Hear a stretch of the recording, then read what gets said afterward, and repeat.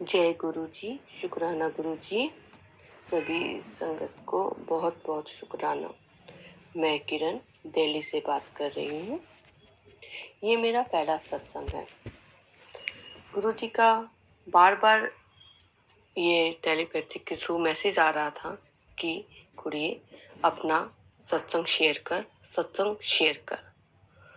बहुत घबरा रही हूँ। ये पहला सत्संग शेयर करते हुए भी पता नहीं मेरे मुंह से क्या निकले क्या नहीं निकले, पर मुझे पूरा विश्वास है गुरुजी मेरे साथ हैं और मैं जो बोलूँगी वो गुरुजी ही मुझसे बुलवाएंगे।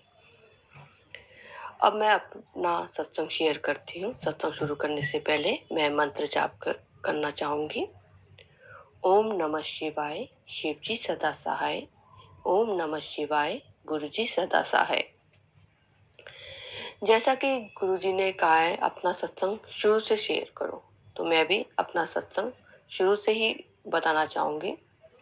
गुरुजी से मैं सबसे पहले तकरीबन 5-6 साल पहले अपनी सिस्टर के थ्रू उनके बड़े मंदिर, छतरपुर वाले बड़े मंदिर गए। मेरी सिस्टर गुरुजी पे आस्था रखती है, तो उसने मुझे न्यू ईयर का टाइम था वो, तो उसने मुझे कहा कि चल हम सब बड़े मंदिर चलते हैं। मैंने कहा ठीक है चल, क्योंकि मैं ऐसा नहीं कि मैंने अगर किसी गुरु को नहीं मानती मैं ये कहूँगी कि नहीं नहीं मैं तो गुरुओं को नहीं मानती, मैं नहीं जाऊँगी, ऐसा कुछ नहीं। मैं सब पे विश्वास रखती हूँ। हाँ ठीक है, उसने कहा मुझे चलने को, तो मैं उसके साथ चलने को तैयार हो गई। हम वहाँ गए। वहाँ मैंने देखा न्यू ईयर का टाइम था, वो न्यू ईयर के आसपास का इतना सुंदर मंदिर सजा था। मैंने कहा वाह, ये तो बड़ा सुंदर मंदिर लग रहा है, बड़ी सुंदर साज सजावट है।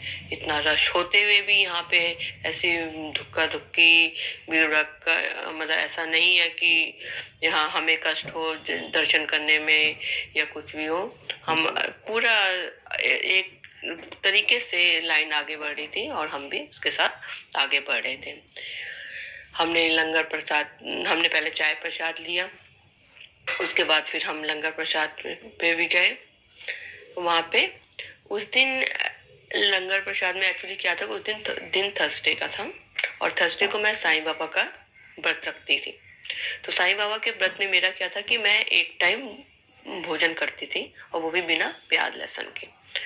तो मैंने अपनी सिस्टर से कहा कि मेरा तो आज फास्ट है, मैं लंगर प्रसाद कैसे करूं, ये तो वैसे भी 4 लोगों ने इकट्ठे मिलके खाना है, दूसरा शायद इसमें प्याज लहसुन भी होगा, तो मैं तो प्याज लहसुन खाती नहीं हूँ फास्ट वाले दिन।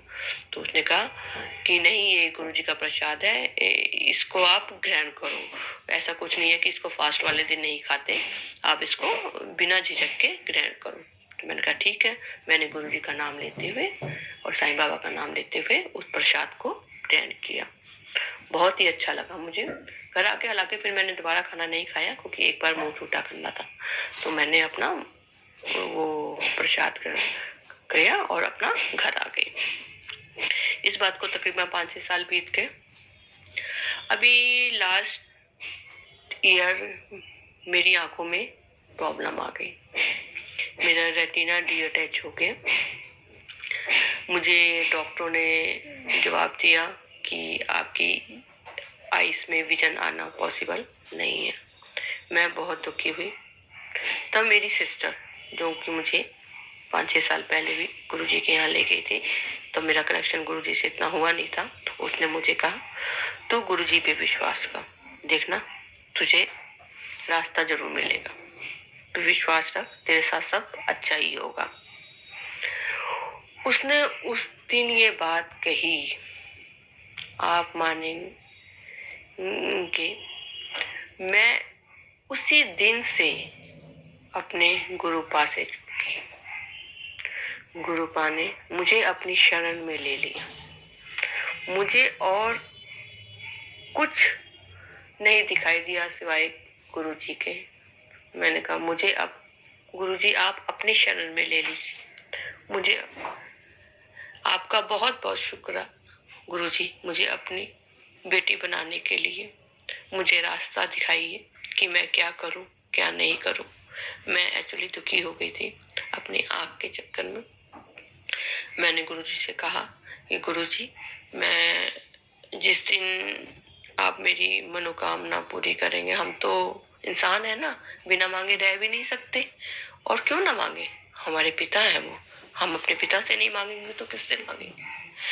मैंने गुरु पा से अरदास लगाई, गुरु पा जिस दिन मेरी अरदास पूरी हो जाएगी, मैं उस दिन एक बड़ा सत्संग शेयर करूंगी, और मैं 200% शेयर वो कंफर्म हूँ कि मेरी ये अरदास जरूर पूरी होगी, आज नहीं कल होगी, जरूर होगी, क्योंकि गुरुपा हमारे साथ है।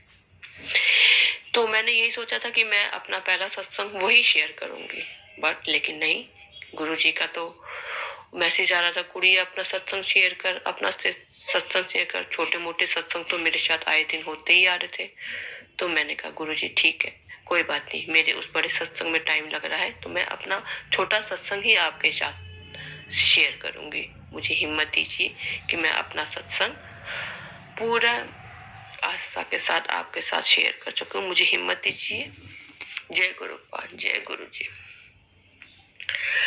अब जैसा कि मैंने ना सुना था कि लोग काफी कहते हैं कि हमें तितली के दर्शन होते हैं, गुलाब के फूलों की खुशबू आती है, कबूतर के दर्शन होते हैं। तो मैं सोचती थी मेरे को तो 1.5-2 महीने हो गए गुरुजी से जुड़े हुए, लेकिन ऐसा तो मेरे साथ तो कभी कुछ नहीं हुआ। क्या मैं गुरुजी की इस लायक नहीं हूँ कि गुरुजी मुझे अपने दर्शन दे सके, अपनी उपस्थिति अनुभव करवा सके।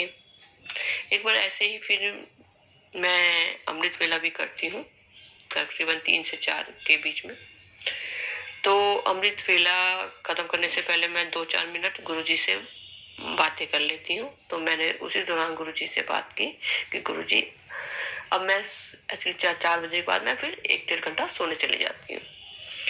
तो मैंने कहा कि गुरुजी आपने लोगों को गुलाब की खुशबू के दर्शन दिए, मोर के दर्शन दिए, कबूतर के दर्शन दिए, अब मुझे कब दर्शन देंगे। मैं तो ये सिर्फ लोगों के सत्संग में सुना है, खुद कभी अनुभव नहीं किया। अब आपको आज मुझे दर्शन देना ही होगा, किसी न किसी तरह आपको अपनी उपस्थिति मुझे दिखानी ही होगी, कि मुझे लगे कि आप हाँ मेरे साथ हैं, मेरे अंग संग हैं। बस ये बोल के मैं सो गई। तकरीबन 5 बजे मेरी नींद खुली। 4 बजे करीब ही मैं सोने चली जाती हूँ दोबारा। तो 5 बजे करीब मेरी नींद खुली। मुझे अपने हाथों से गुलाब की खुशबू आने लगी। मैंने तुरंत गुरुजी का ध्यान किया। मुझे लगा कहीं मैं कोई सपना तो नहीं देख रही हूँ, मैं अपनी आंखें मली। मैं कहा नहीं नहीं, ये सच है, ये सच में मुझे गुरुजी की उपस्थिति दर्शा रही है। मैंने कहा जय गुरुजी, मैं आज आपसे ये बोल के सोचती और आपने आज ही मुझे अपनी उपस्थिति दिखा दी। जय गुरुजी, मुझे क्षमा करें कि मैंने आपसे ऐसी जिद करी है। आपकी उपस्थिति हमें महसूस हो ना हो, लेकिन आप हमेशा हमारे अंग संग है। जय गुरुजी, शुक्राना गुरुजी। ऐसे ही एक और सत्संग है, मेरी बेटी कि 4 महीने पहले जो जॉब करती थी वो किसी कारणवश छूट गई थी। उसके बाद उसने काफी जॉब के लिए ट्राई किया, बट उसे जॉब नहीं मिल पा रही थी। फिर उसके इंटरव्यू चल ही रहे थे। उसने एक इंटरव्यू के बारे में मुझे बताया अभी पिछले दिनों ही कि मम्मा कि मैं ये गुड़गावा में मेरा इंटरव्यू है ऑनलाइन, तो मैं ये देने जा रही हूँ। तो मैंने कहा जा, गुरुजी तेरी इस बार तेरे साथ है, गुरुजी तुझे ये नौकरी जरूर दिलाएंगे। जय गुरुजी। और 2 दिन बाद मेरी बेटी ने मुझे बताया कि मम्मा मुझे ये जॉब मिल गई है। मैं कहा जय गुरुजी, शुक्राना गुरुजी। गुरुजी के सामने आप अरदास लगाओ और वो पूरी ना हो, मैं मान ही नहीं सकती। बस आपके अरदास लगाने में भक्ति होनी चाहिए, शक्ति होनी चाहिए, विश्वास होना चाहिए, अगर परंतु नहीं होना चाहिए। बस मैं इन्हीं छोटे सत्संग के साथ अपना ये शुक्राना सत्संग यहीं पे समाप्त करती हूँ। अगर मुझसे बोलते हुए कुछ भी गलती हो गई हो तो संगत जी, गुरु जी मुझे माफ करिएगा और मुझे हिम्मत दीजिएगा कि मैं आगे भी अपने ऐसे सत्संग शेयर कर सकूं। जय गुरु।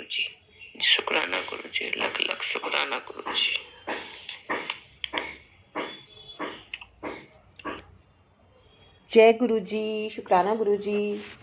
सारी संगत को मेरा सुमन आंटी का प्यार भरा जय गुरु जी। बहुत ही सुंदर सत्संग शेयर किया ये न्यू दिल्ली से आंटी जी ने, और गुरु जी से मैं उनके लिए अरदास करती हूँ कि उनकी जो आंखों की प्रॉब्लम है वो भी जल्दी से जल्दी ठीक हो जाए। और संगत जी, गुरु जी ब्लेसिंग कल्याण गीता चैनल पर सत्संग शेयर करने के लिए और सुनने के लिए आप अभी गुरु जी ब्लेसिंग कल्याण गीता चैनल को सब्सक्राइब कर लीजिए, और इससे मिलेगी आपको गुरु जी की ढेरों ढेरों ढेरों ब्लेसिंग्स, और गुरु जी करेंगे कल्याण। वीडियो को लाइक कीजिएगा और सत्संग को जितना ज़्यादा शेयर करें उतना ही कम है। खूब खूब खूब शेयर कीजिएगा और कमेंट में गुरु जी का शुक्राना भी अवश्य लिखेगा। जय गुरु जी, शुक्राना गुरु जी। वीडियो को लाइक कीजिएगा। जय गुरु जी।